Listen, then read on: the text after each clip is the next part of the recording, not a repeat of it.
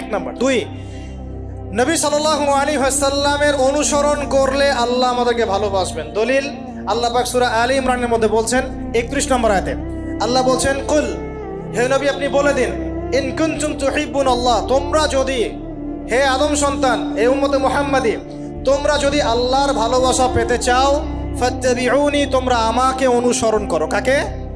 আমাকে বলতে কাকে? রাসূলুল্লাহ সাল্লাল্লাহু আলাইহি ওয়াসাল্লামকে। তাহলে কি হবে? ইউহিব্বুকুমুল্লাহ, আল্লাহ পাকও তোমাদেরকে ভালোবাসবেন। বলে সুবহান, আল্লাহ আমাকে ভালোবাসবেন ইনশাআল্লাহ। আর কি? ইয়াগফির লাকুম যুনুবাকুম, আল্লাহ পাক তোমাদের সমস্ত গুনাহ মাফ করে দিবেন। আল্লাহু গফুরুর রহিম, আল্লাহ পাক পরম করুণাময়, অসীম দয়ালু।